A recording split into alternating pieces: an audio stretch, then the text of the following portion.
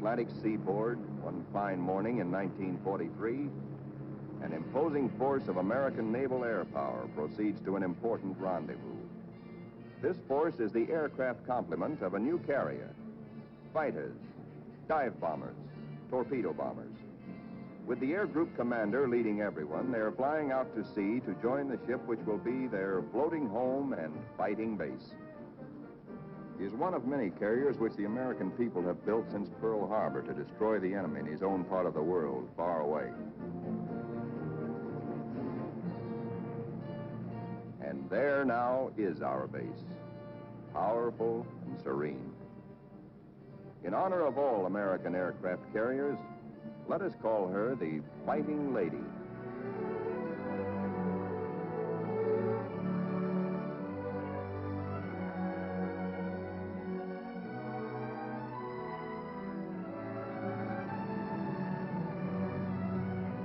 Against a good solid wind with their tail hooks down, our planes come into the broad flight deck of their new home.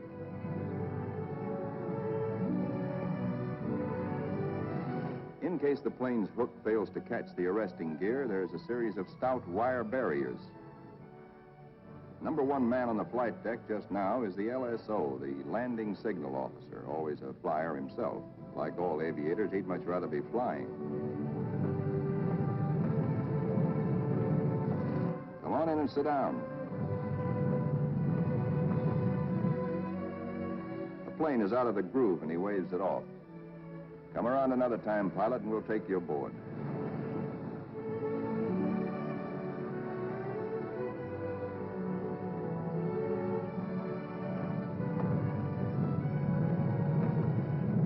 When planes land, they taxi quickly forward out of the way.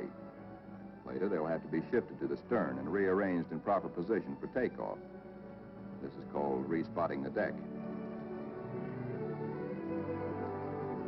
Here is our skipper, Jocko, a veteran Navy flyer. Annapolis, 1917.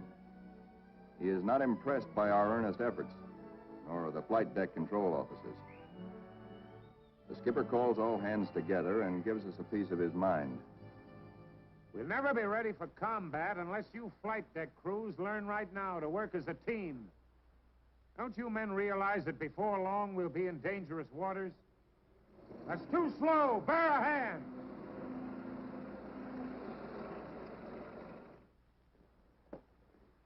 Watch out. Keep that wing clear. Get it over to starboard. Way over to starboard. Come on, get the lead out of your pants. Now, this is the way your deck should look when you're ready for action. Our ship, our Fighting Lady, is enormous, wonderful, and strange to us. From stem to stern, the entire ship is a honeycomb of watertight and flame-proof compartments. Far below the waterline are engine rooms, fire rooms, fuel tanks, magazines packed with enough assorted high explosive to blow us all to kingdom come. The hangar deck is like a gigantic tunnel, nearly 2 city blocks long and wide enough to house 4 freight trains abreast.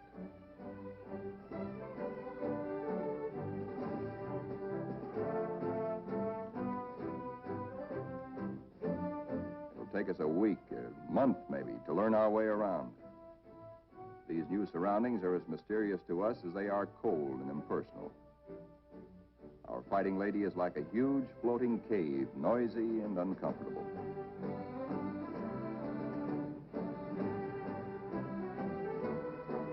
Elevators as big as a tennis court carry us topside to the flight deck. The great superstructure rising amidships is called the island. This is truly the ship's nerve center, its fighting brain. 85% of us who make up the Fighting Lady's family are volunteers in this war and have never been to sea before. We learned our jobs theoretically in intensive training ashore. A very short while ago, we were high school boys and college kids, or bank clerks, or farm hands, or factory workers. Now we are blue jackets and Marines, all members of a naval combat team nearly 3,000 strong. In our multitude of new tasks and duties as a team, we're very green, but curiosity and comradeship and the instinct of self-preservation are great teachers.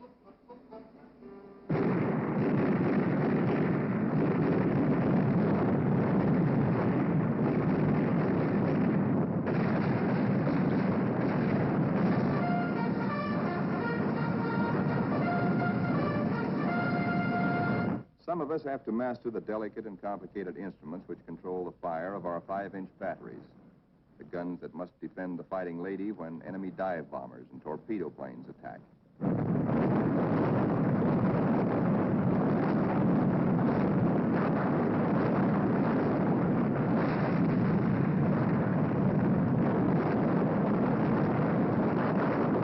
We train and train to learn our stuff and earn our E for efficiency.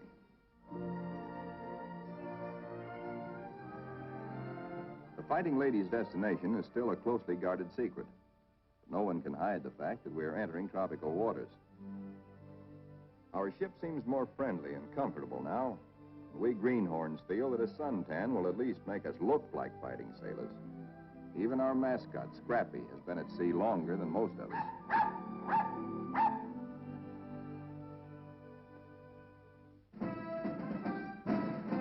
Some of the mystery that has been hanging over us is lifted when we enter the Panama Canal. There's a lot of unprofessional nervousness about whether or not we're too big to get through the locks. By using lines instead of fenders, we do get through, as the naval constructors knew all along we would. Come on, hop aboard. We're going places. For 2 cents, I would. Do anybody want to swap?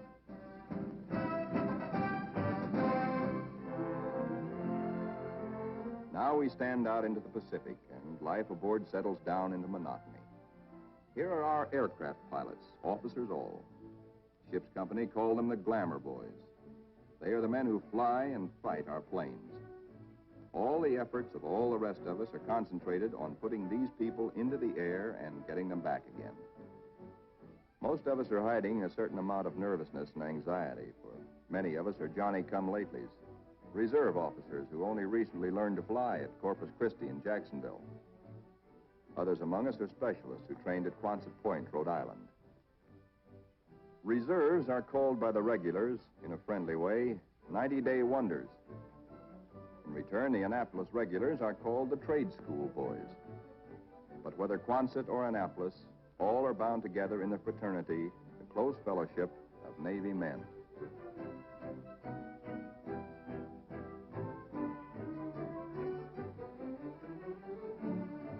Among the ship's non-commissioned personnel, almost 3,000 blue jackets and 100 Marines, the hottest shots are the air crewmen, aerial gunners, and radio men.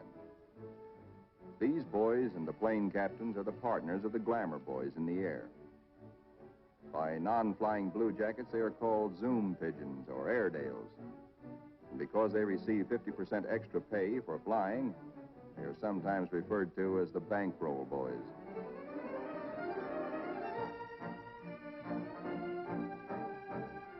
Everybody aboard ship backs up the flying group. This requires the efforts of all manner of people. Many of the jobs are far from glamorous. All the little tasks and services you find along Main Street must be performed by some members of our carrier's crew. For though the Fighting Lady is a powerful ship of war, she is also a sizable American community, whose population must be supplied with all the necessities and some of the comforts of home. Doc Sorensen, the pharmacist's mate, is just like a village druggist. Next door is our hospital called Sick Bay. It has only a few patients now, but soon it is to be filled with our wounded. Men like these who perform the humble jobs that make life aboard a fighting carrier more bearable, the barbers and the cobblers, are seldom mentioned in communiques. They all have a place in our fighting team. Weeks pass. Now we are far out into the Pacific, which is a very considerable body of water. Monotony shuts down on us between our duties. Guessing where we're bound is still our chief pastime. Will we put into Pearl? Are we going to Iron Bottom Bay? Or maybe even to the Aleutians? All such gossip and rumor are called scuttlebutt or drinking fountain conversation.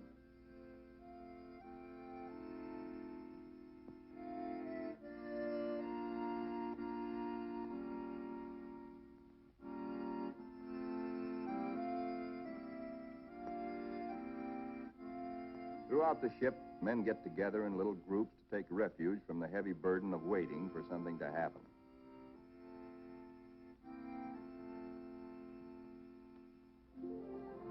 And then one day, out of nowhere, comes a fast fleet tanker, and we're refueled at sea. This tells us something. This tells us that we are not going to Pearl or any other land base for a long, long time.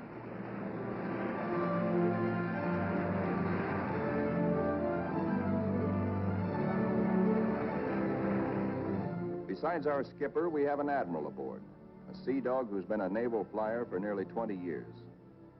Until now, only these officers have known where we are to go.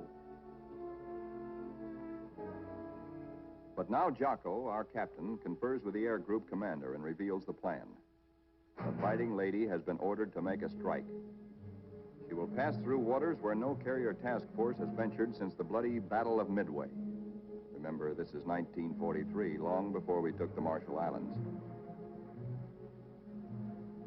Weather studies are made, and though this is a daily routine, somehow the whole ship senses that something is about to happen. Even before the news is broadcast to all of us, there's a new tension and atmosphere of expectancy. And then we are told we have traveled more than 7,000 miles from Panama, so that tomorrow, August 30th, 1943, we can strike the Jap base at Marcus Island, deep within the enemy's ring of defenses.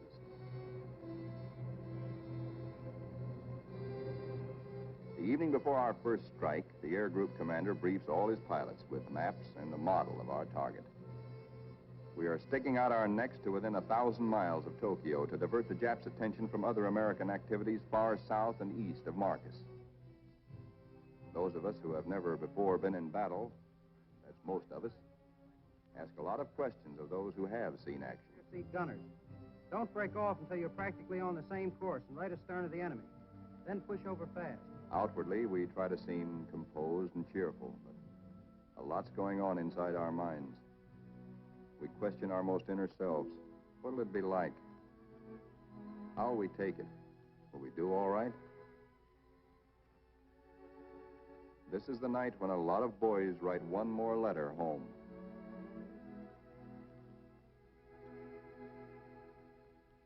Among those playing acey-deucey in the wardroom is a chubby 23-year-old from Eureka Springs, Arkansas, Lieutenant E.T. Stover, nicknamed Smokey.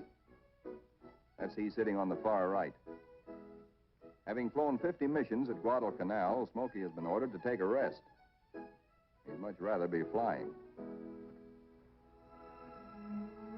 Before dark on the eve of battle, our planes are loaded with bombs and gas. So that each plane will be in its precise position for a speedy takeoff, we spot and respot our deck.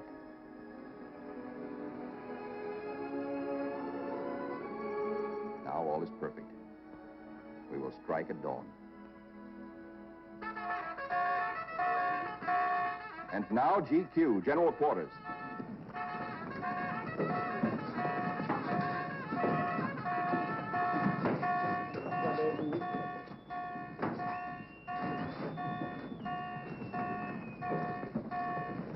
Every man on the ship goes to his battle station, his special place on the fighting team. George, the barber, will pass ammunition. Leo, the baker, will be a sky lookout. Frank, the tailor, is assigned to a first aid station. Pilots are in their ready rooms. Each squadron, fighter, bomber, torpedo bomber, assemble separately. The flyers get into their flight gear and receive last-minute data and instructions.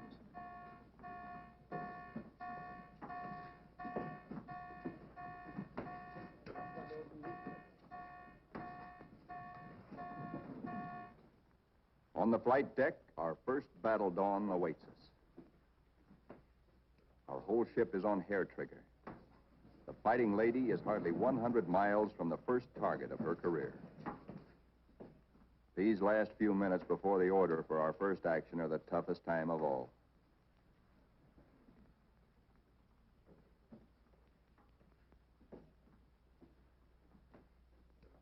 A wise man once said, "War is mostly waiting." We learn now what that can mean. At last the word comes. Pilots, man your planes. Ready room 3, roger. Pilots, man your planes.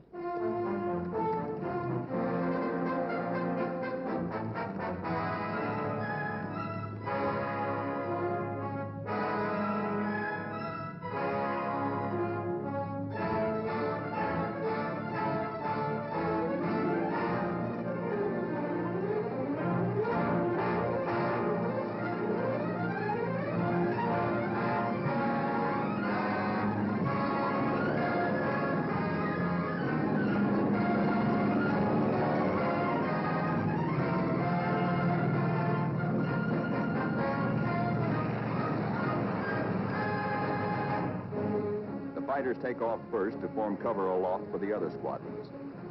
Then the bombers, heavy laden with destruction.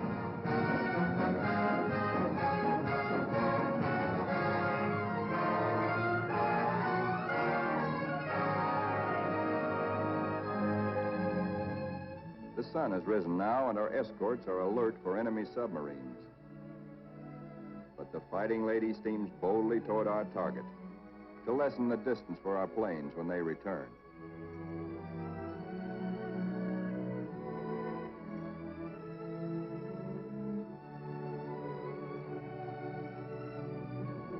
The radio plotting room is the electric eye and ear by which the Fighting Lady detects and keeps tab on all planes and ships for miles around us. Smokey, the fighting ace from Arkansas, has been put in charge of this room for our big day. Hunched among his assistants, Smokey is like a super quarterback on a super football team. He is in constant touch with our entire air group.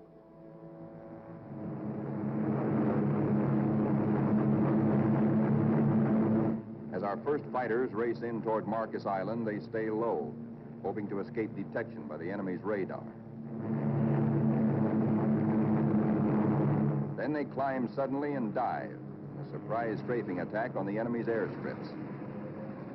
These red balls floating up at us so lazily are anti-aircraft fire. There is 3 times as much of it coming up at us as we can see, because only 1 shell in 3 is a tracer. What look like fiery pollywogs are tracers from our own wing guns. The Ack-Ack is much heavier than expected, but through it we go to knock out enemy bombers on the ground. All through these battle pictures, realize that we are looking straight down our own gun barrels. These pictures are taken automatically by the same mechanism that operates the guns. Pictures even shake with the gun's recoil. Our eye is now the very eye of our fighting airplane.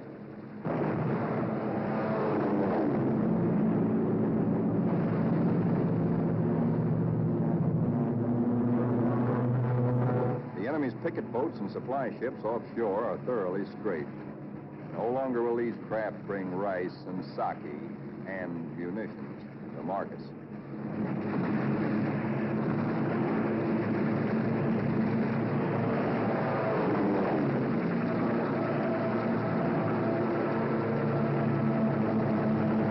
Our bombers, flying higher, see the island beginning to burn. A moment ago, it looked like a little jade trinket in a cobalt sea.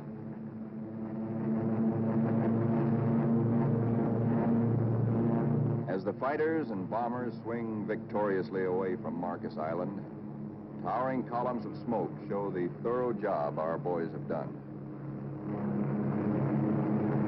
Back aboard ship, Smokey is tracking the flyers with care to be sure that none is missing and that no enemy planes are trying to follow them out to our Fighting Lady.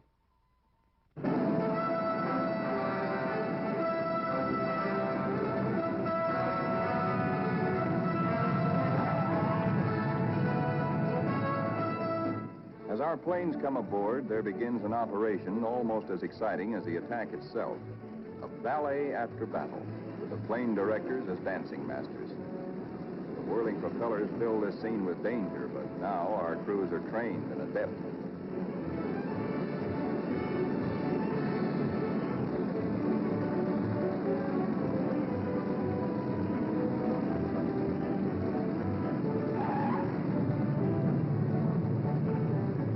Landing signal officer performs an eloquent adagio on the Fighting Lady's stern. Warning to the rest of the cast to stay off stage until a limping member can be led out of the way.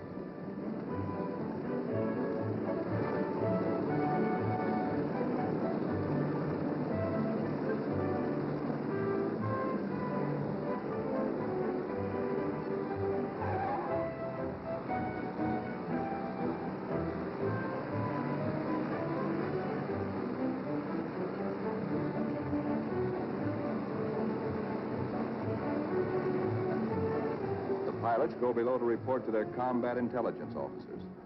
They have hot news, good news. They tell what they saw and did, how many rounds of ammunition they fired, how many bombs they dropped, what they hit, what they noticed at the target that was new and different or that may need hitting again. As the reports are added up and our combat photographers develop their pictures, the story becomes better and better. Every single Jap bomber on Marcus has been destroyed. 80% of the shore installations blasted or set afire. Hangars, radio stations, gas dumps, ammunition dumps. Marcus is now a lovely mess. In the radio plot, Smokey's worried. There are planes still up there, and he's wondering about them. They are ours, though, delayed by battle damage. Landing a shot-up plane on the carrier is a crucial test of how well-trained, how alert and steady a naval flyer is.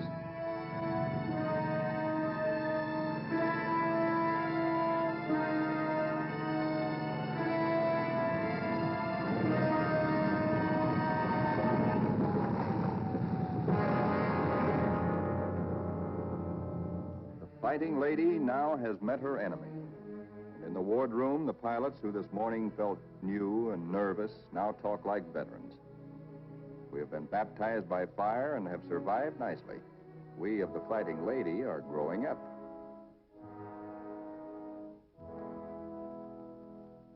The admiral of our task force knows the overall strategy of the whole Pacific campaign. To smash straight through Japan's outer network of islands, to recapture the Philippines and land on the mainland of Asia. Thus, we will deny Japan supplies from Malaya and the Dutch East Indies and leave her far-flung island garrisons marooned. Then we will reach out and really help our ally, China. Months after Marcus, this campaign is well started. Our carrier task forces have been in many battles. And now, early in 1944, the Fighting Lady's target is Kwajalein, the Marshall Islands. These are Jap Zeros. Fighter screen being pierced by our planes and planes from 8 other carriers, preparatory to strafing Kwajalein and bombing it apart. Our fighter pilots have improved with practice, with the confidence that comes from experience. They estimate their range by watching their tracers. They hold their fire until their wing gun bullets converge at 300 yards.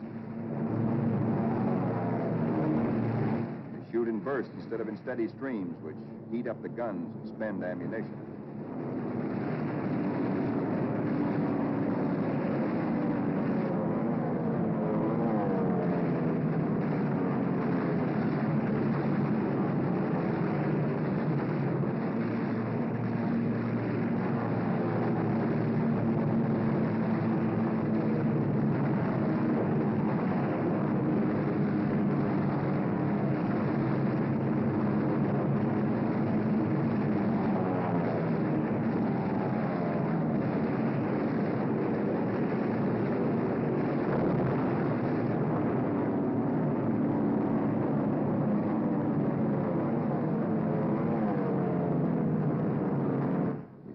Kwajalein burning, very satisfactory.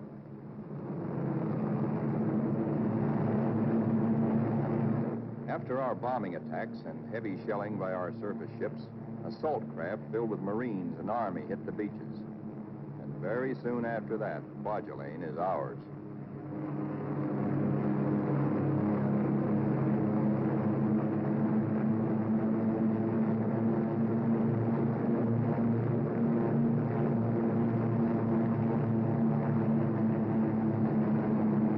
Right after Kwajalein, word comes to our admiral that at Truk, Japan's huge and secret naval fortress 1,400 miles to the west, there apparently are some heavy units of the Japanese battle fleet. Perhaps we can surprise them. Again, the Fighting Lady's squadron and squadrons from other carriers take off for combat. A lot of mouths are dry at the thought that our target is mighty Truk. The rear seat gunners look back at the Fighting Lady, wondering when and if they will ever return to her.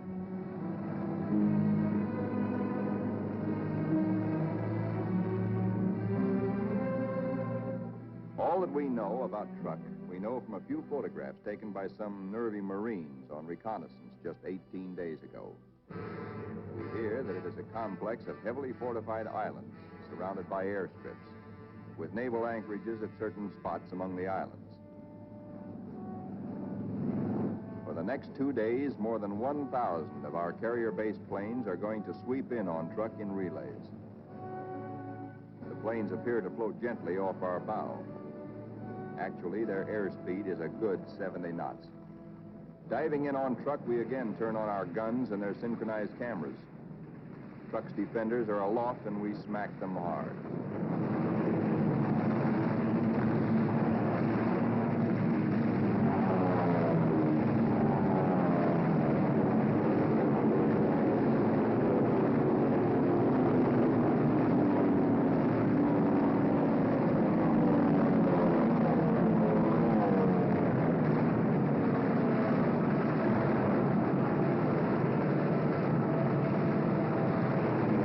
Hearts that were in men's mouths before this strike began now settle back into place and are singing once more.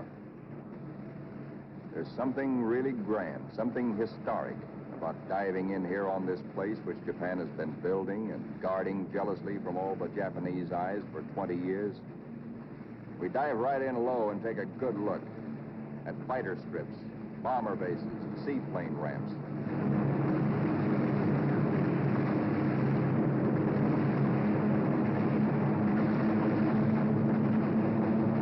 In an almost vertical dive, the pilot may black out or go blind for a moment when he pulls up and out at the bottom. But the camera won't black out. It cannot see the landing of our own bomb, for we'll be up and away before that reaches the target. But it records the hits of other planes ahead of us.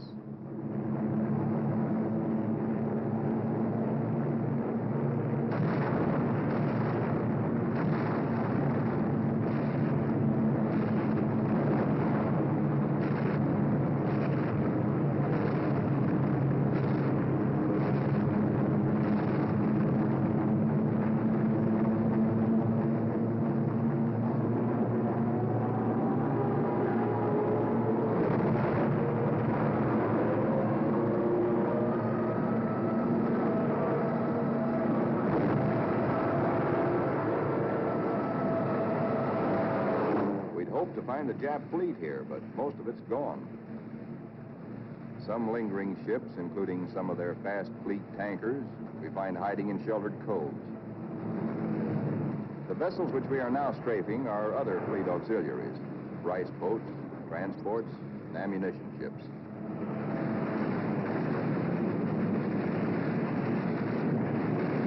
With bursts of 50 caliber incendiaries and armor-piercing slugs, we set them on fire, rip them open, often wide enough to sink.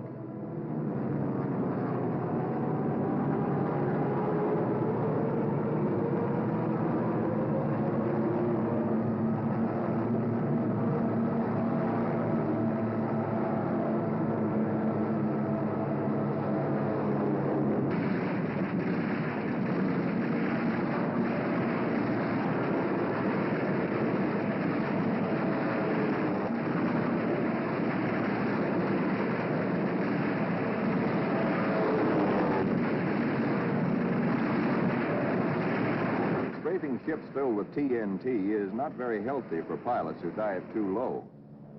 But it's hard to tell who's carrying what until the big bang comes.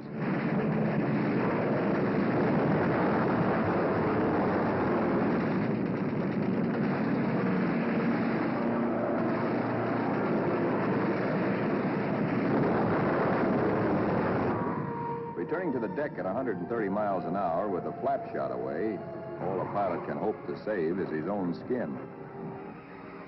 Here comes our new air group commander. He's had a bit of trouble.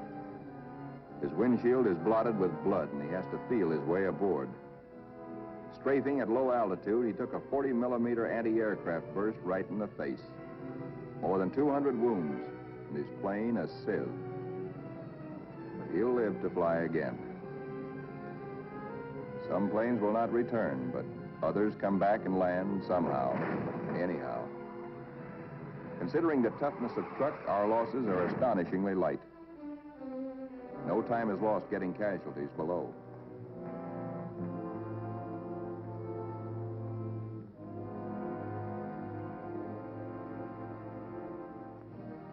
It's a long way from Truk to our secret rendezvous in the Marshall Islands.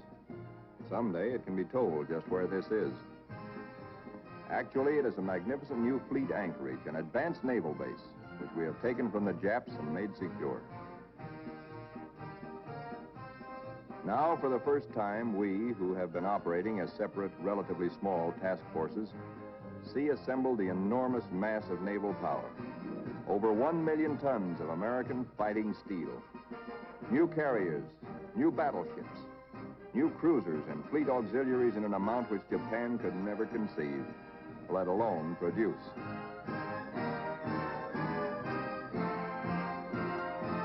That we are able to maintain supply lines over the vast distances of the Pacific is one of the miracles of this war. In the comforting presence of so much power, we relax and refresh our battle-strained nerves. Pushing my head under. Hey, Benny, when you going to die? I thought you'd swim, hey! Shark, that's Benny. Boy. Our ship's post office now does really big business. Letters for us at last from home. Letters from us to friends and families. Our censors know our collective mood, our central hopes and thoughts. The stuff is really getting out here now. I can't tell you much about it, but oh boy. And the more we get, well, the sooner I'll be seeing you. All hands are called together. Our old skipper, Jocko, has been promoted admiral. Our new one's name is Dixie. Men, as soon as I finish talking, we are getting underway. Our fighting lady is now part of what is designated Task Force 58. As you know, our final destination is a place called Tokyo. We'll have to fight hard to get there, but when we drop our hook at Yokohama, I'm going to throw a party. All hands are cordially invited.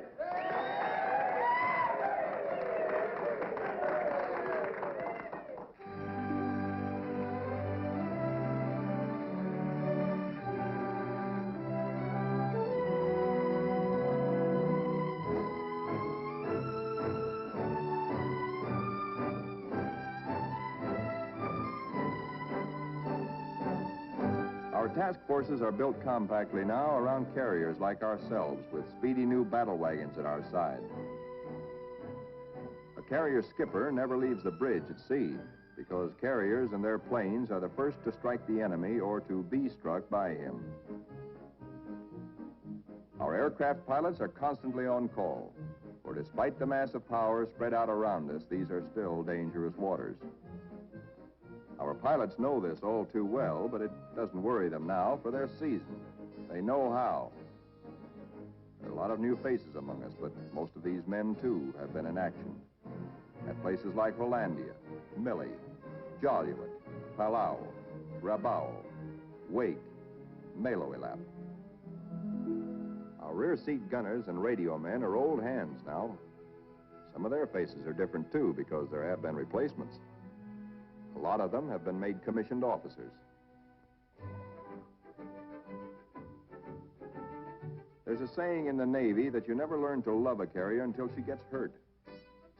Well, perhaps we don't really love our fighting lady, but we've become mighty fond of her and almost comfortable, almost at home.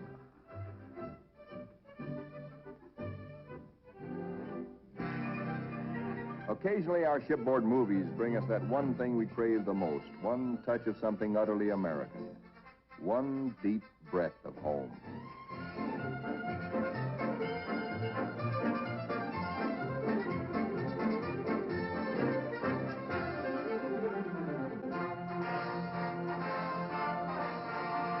Like Jocko, our new skipper, Dixie, is an old hell-diving Navy pilot. In their battle caps, he and Admiral Mitcher look like big league baseball managers. Northwest we steam, and never before in history has an ocean borne such a weight of naval power. Not a Jutland, not a Japan's proud boast, Tsushima, was there anywhere near the force with which we now assert that this is our ocean. This is our air. And we're seeking the Japanese battle fleet to prove it.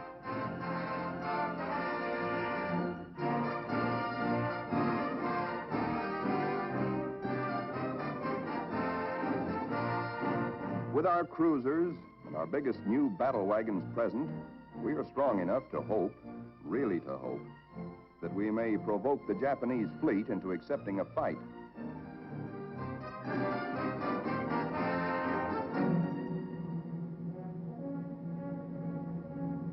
We're joined by plotting Coast Guard and Navy transports. The Marines again. So, another amphibious assault is cooking.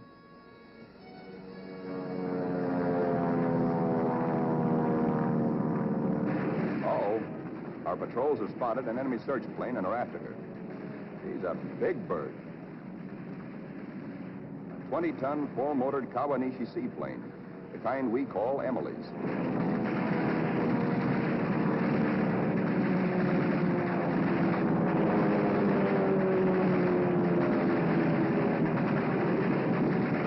Miss Emily's a tough old girl.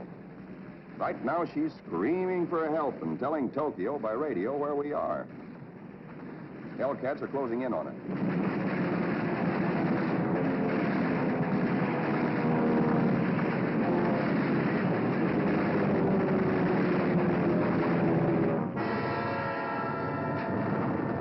So long, Emily.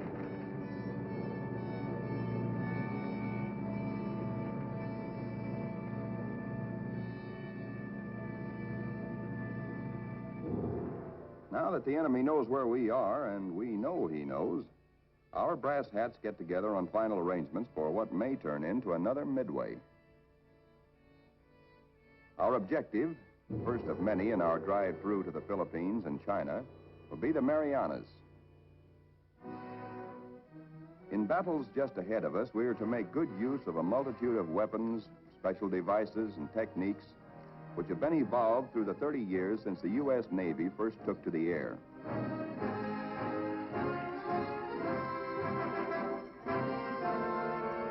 Not only did our naval flyers create the aircraft carrier itself, but it was they who devised the torpedo plane and invented and perfected dive bombing.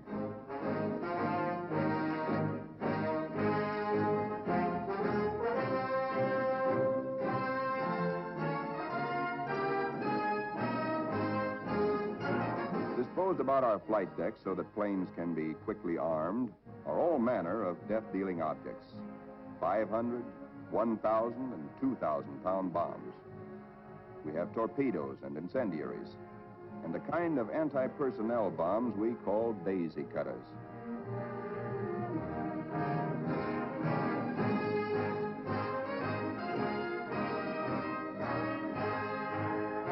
Some of our bombs are armor-piercing, some for fragmentation. Others have delayed action fuses to prolong the effect of our bombardment for hours after we have delivered it. Here are the new rockets, which pack the same wallop as a 3-inch shell. They weigh little, and because there isn't much recoil, they can be fired from planes. On the eve of battle, we are told to scrub up to lessen the danger of infection in case we're wounded.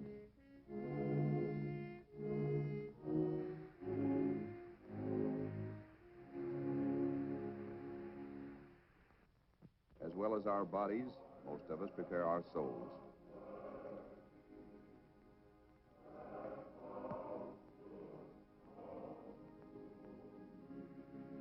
Always on the eve of battle, divine services are held in relays, so that every one of our fighting ladies' 3,000 sons has a chance to attend.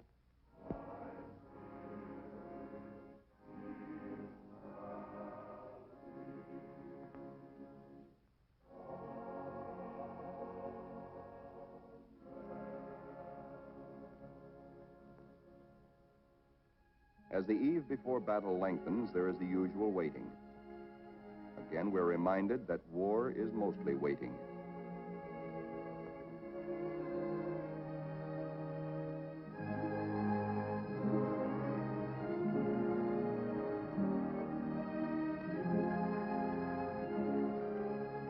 Because all cooks and bakers must soon be at their battle stations, they work all night long preparing a hearty meal of steak and eggs for our 3 a.m. battle breakfast.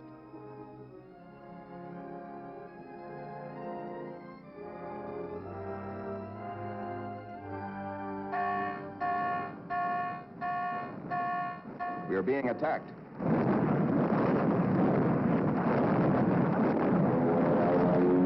We are being attacked by Japanese torpedo planes skimming in after us, wing to water.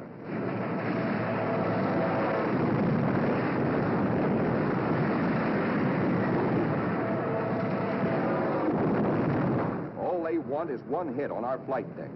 We have nearly 90 planes fueled and loaded with bombs, ready for the takeoff.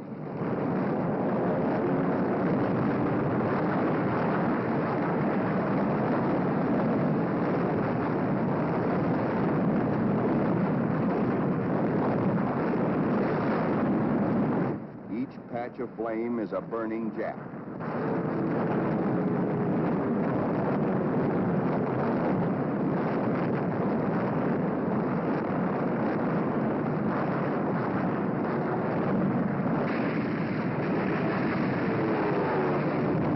In this surprise attack, 19 Japs are polished off by our ship's batteries. Not a single carrier is hit. We have been fortunate. So now commences another major moment in the fighting lady's career. Flight quarters sounds. In this modern warfare, the young plane captains are to their pilots what squires were to armored knights of old. In this operation, typical of many more to come, a lot of other fighting ladies will be involved. And nearly 2,000 carrier-based planes, all of them attacking in air groups like our own.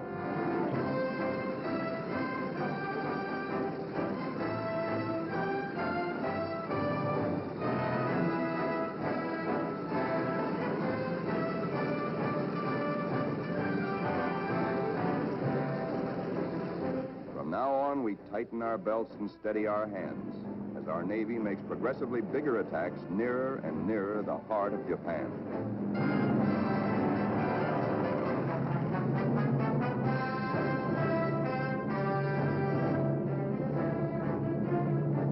At his post and radio plot, tracking down enemy planes and cursing the luck that keeps him out of the air, Smokey chafes at being grounded on a day like this, especially when targets are juicy ones.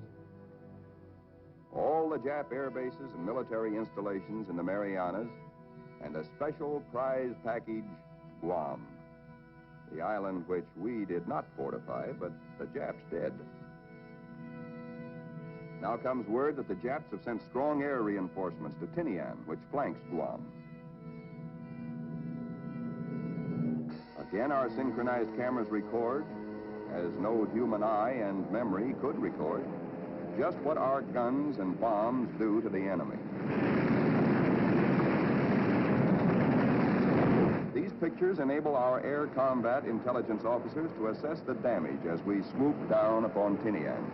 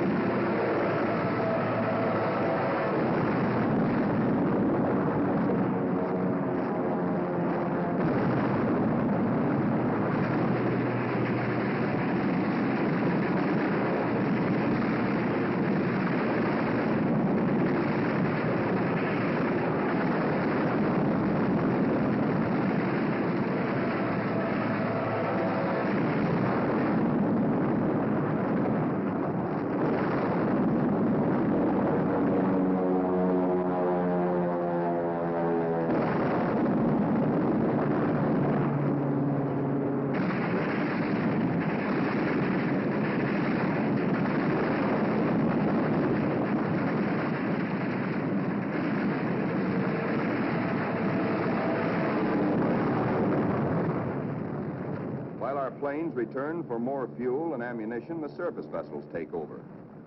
The Prodigious naval barrage to prepare the beaches our assault forces are going to hit.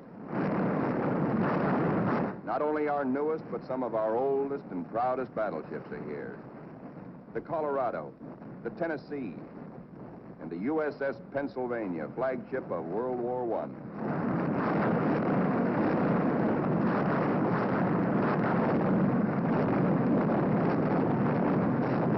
Winging home to the Fighting Lady, several of our planes, crippled, make a game attempt to land. Now is when the landing signal officer must judge not only the speed, but estimate the battle damage of planes like these.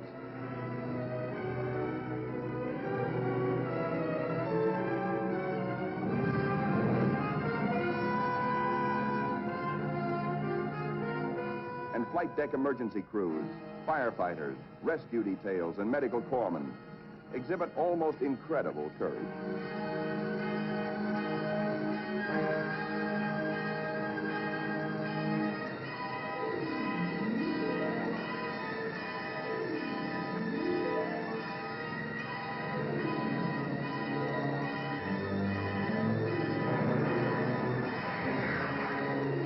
The pilot of a torpedo plane has been unable to release his load of incendiaries.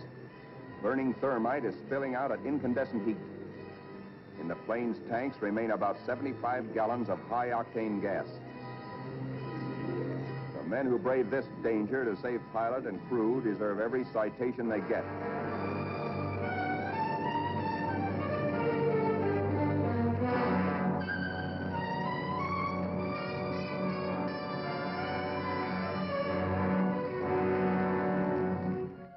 In the ready rooms, intelligence officers question battle-weary pilots. What did you see? Any Jap carriers in sight? Are you sure they were carrier-based planes? Then from radio plot comes uncomfortable news. Torpedo planes and dive bombers from enemy aircraft carriers are approaching. All hands, man your battle stations. To our engine room go orders for flank speed, which is a few knots faster than full speed, in case we need to take evasive action. All boilers are lighted to let the Fighting Lady outdo herself if necessary. The engine room people turn on the heat, and the propeller shafts churn like fate in their alleys.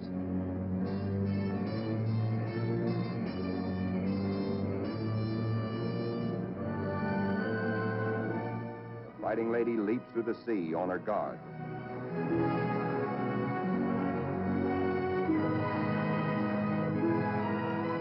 Skipper Dixie gears himself for action, and so does wise old Scrappy.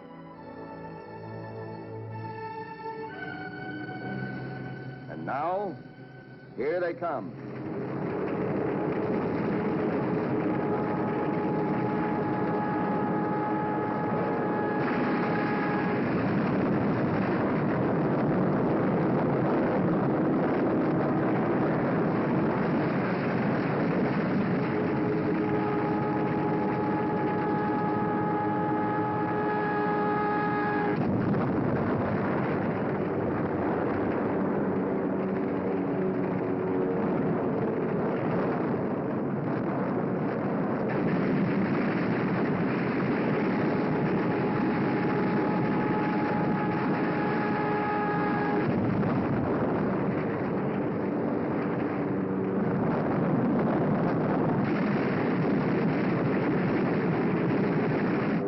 Jap Jill, torpedo bomber, miraculously keeps coming through our wall of flak. She's approaching us fast with a life that must be charmed. Our gunners throw everything they've got, but still she comes. If he ever releases that torpedo...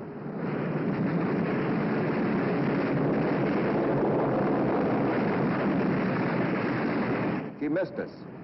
Either the pilot was already dead or his release gear jammed. When Smokey, the pride of Arkansas, hears about that one, he almost takes off.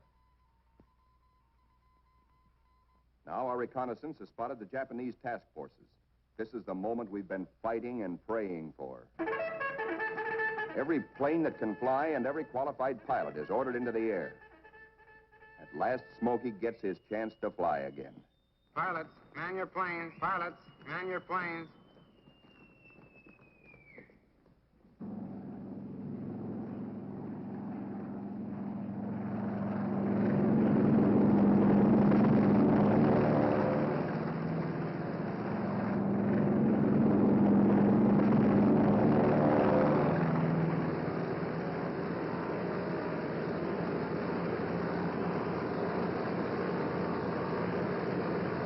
Philippine trade wind is tearing down our flight deck.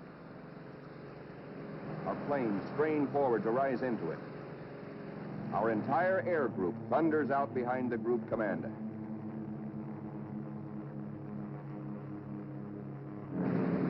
Now our fighters run into a swarm of Jap fighters, mostly Zeros, sent up to intercept our attack on the Japanese fleet. A mad aerial scramble begins, which the boys to this day still call the Marianas turkey shoot. 369 Jap planes are shot down in this single day, to our loss of 22. Japanese plane makers have sacrificed strength and firepower for agility. Their planes disintegrate quickly when you hit them. They have no armor plate, as ours have, nor are their gas tanks self-sealing.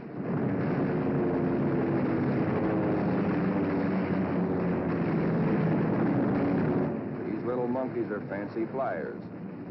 They think aerobatics can win dogfights, whereas we believe in smooth flying and careful shooting.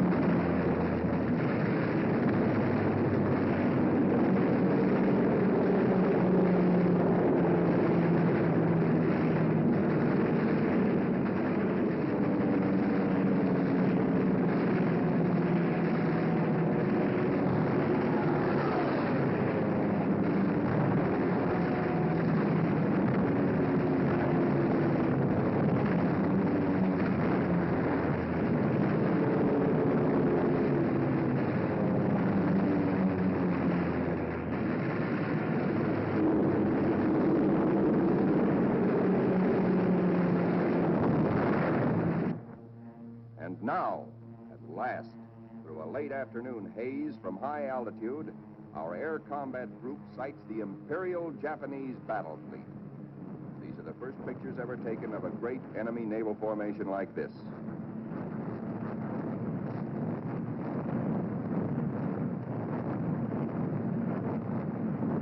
There it is, that Imperial fleet, crawling around below us in violent evasive action. Us looking down on them in the seas they think they own. Some of these Japanese ships are scampering away at better than 40 knots. When you bore straight down on them, they twist, squirm.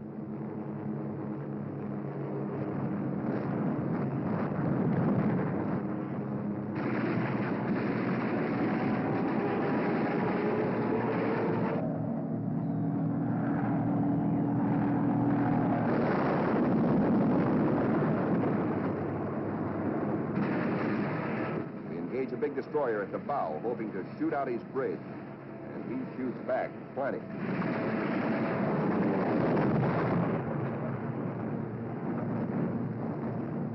Let's go down after that cruiser.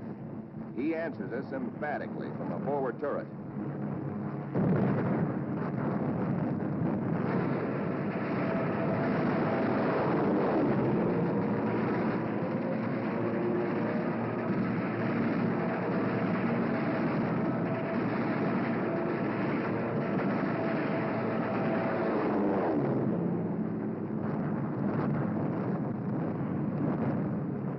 A 25,000-ton Jap carrier of the Hayataka class is going to get it. Watch 5 o'clock in the camera, the lower right-hand corner of the screen. This big flat top gets it where the turkey got the axe.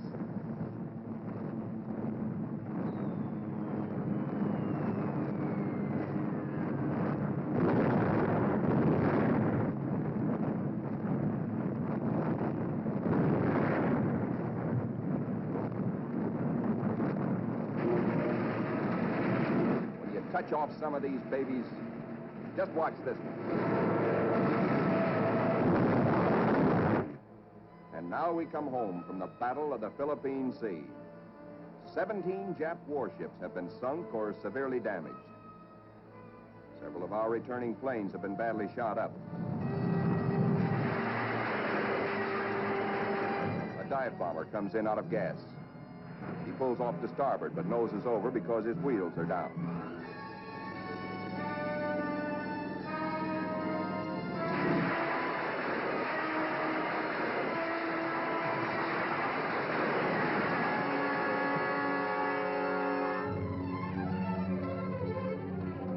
This pilot has 73 holes in his plane, and his leg almost shot away.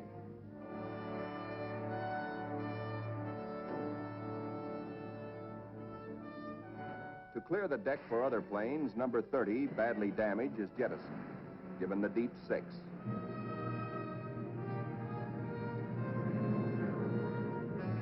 Watch carefully.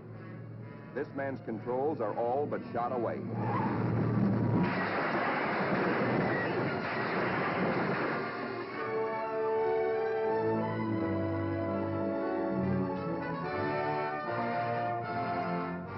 He steps out of it, smiling. And now it is time to paint up the scores. On this fine morning, just a year after being commissioned, the Fighting Lady is beginning to look like a stamp album. She has done her share, amassing Task Force 58's grand total of 757 Jap aircraft destroyed in a 2-week turkey shoot.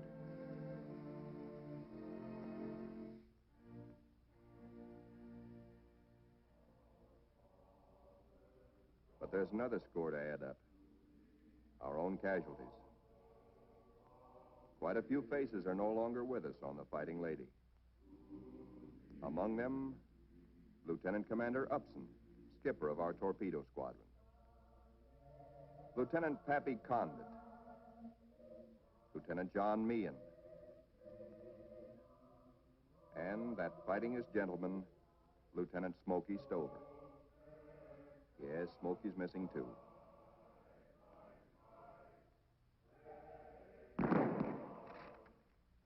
Salute them under their country's flag.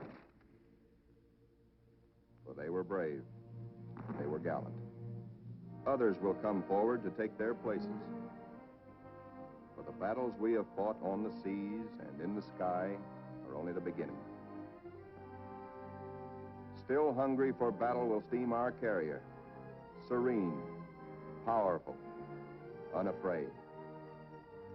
She and her planes will come home again someday, God grant, but not until the bitter, glorious end. For she is, and we salute her, the Fighting Lady.